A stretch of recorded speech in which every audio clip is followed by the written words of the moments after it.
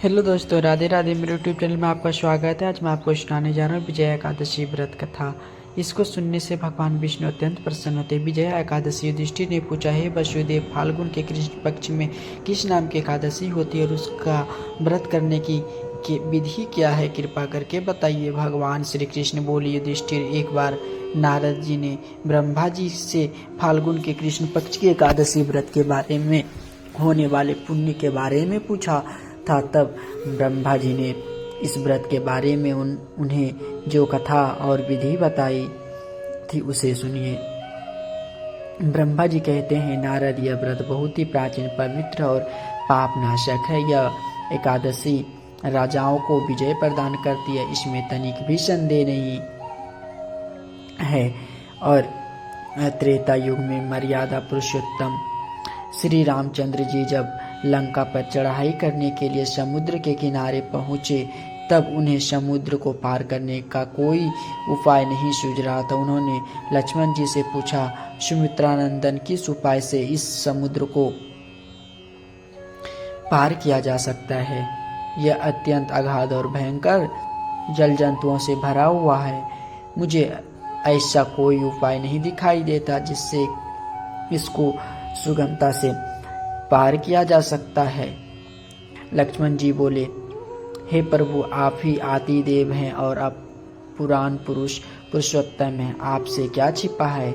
यहाँ से आधे योजना की दूर पर कुमार द्वीप में बकदालभ्य नामक मुनि रहते हैं।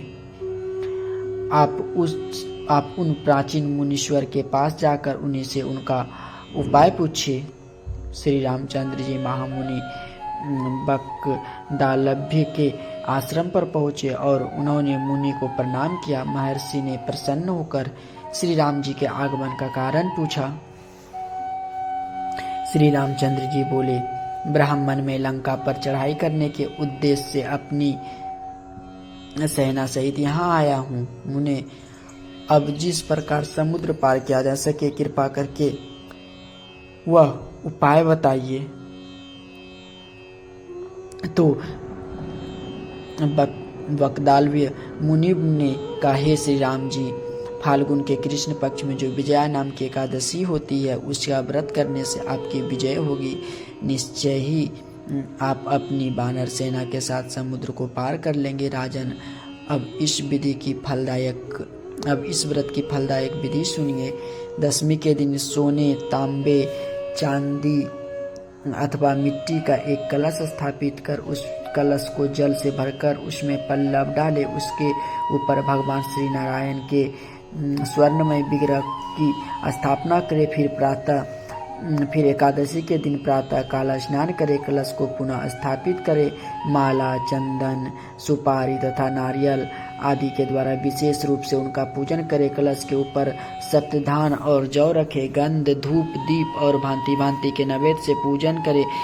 कलश के सामने बैठकर उत्तम कथा वार्ता आदि के द्वारा सारा दिन व्यतीत करे और रात में भी वहाँ जागरण करे। अखंड व्रत की सिद्धि के लिए घी का दीपक जलाए। फिर द्वादशी के दिन सूर्योदय होने पर उस कलश को किसी जलाशय के समीप, नदी, झरने या पोखर के तट पर स्थापित करे और उनकी विधिवत पूजा करके देव प्रतिमा सहित उस कलश को वेद वक्ता ब्राह्मण के लिए दान कर दे।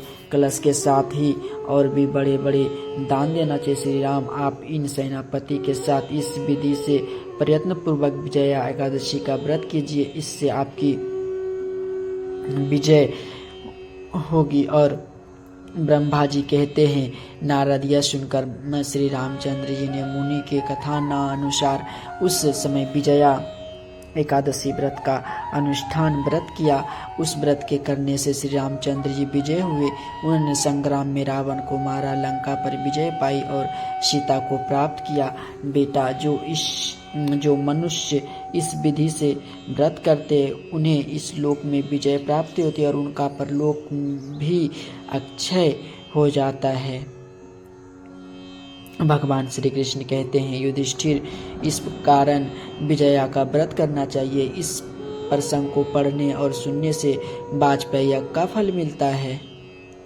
विजया एकादशी व्रत कथा संपूर्ण। राधे राधे दोस्तों, हर हर महादेव।